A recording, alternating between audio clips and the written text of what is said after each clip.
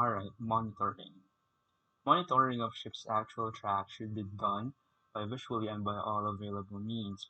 In practice, a combination of one to two methods is normally used most of the time, but these should vary to suit the prevailing circumstances. The use of parallel index line provides continuous monitoring and should be used whenever possible. Modern systems such as ACTIS, Integrated Navigational System, etc. can provide a lot of useful information and assistance to the navigator both in monitoring and execution of maneuvers. However, it is easy to forget that these systems do fail from time to time, and usually when most needed, so a prudent navigator has backup procedures available at all means. Without continuous and effective monitoring, the most comprehensive route planning has little or no value. The next is pre-arrival planning.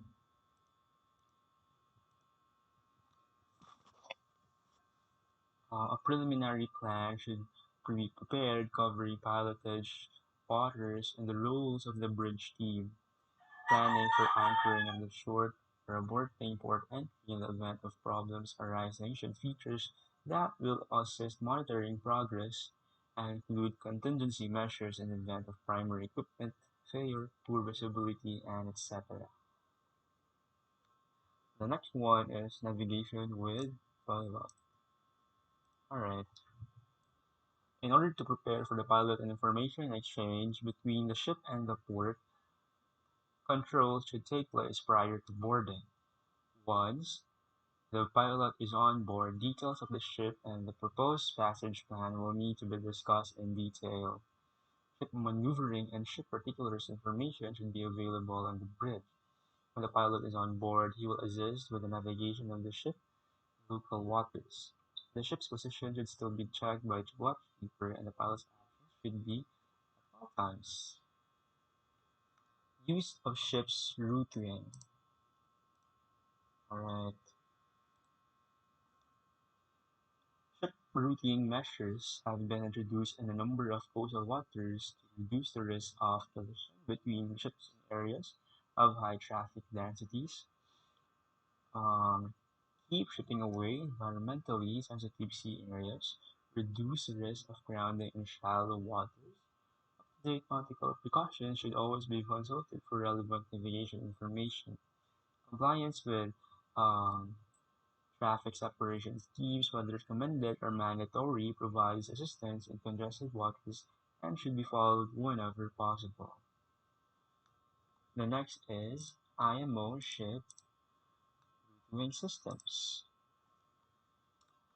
The purpose of ship's routing is to improve the safety of navigation and converging in areas where the density of traffic is great or where freedom of movement of shipping is inhibited by restricted sea room, the existence of obstructions to navigation, limited depths, or unfavorable meteorological conditions.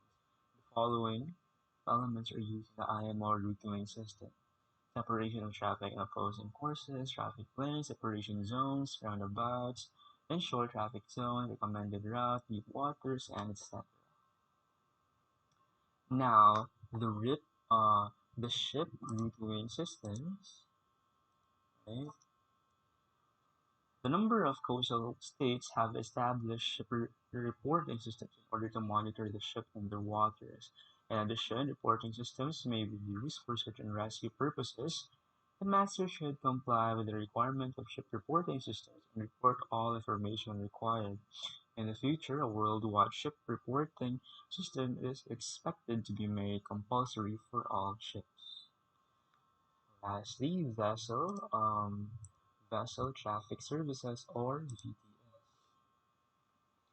The main purpose of a VTS is to make sure shipping safer in a particular area by monitoring the traffic and provide relevant and upload information to all ships in the area.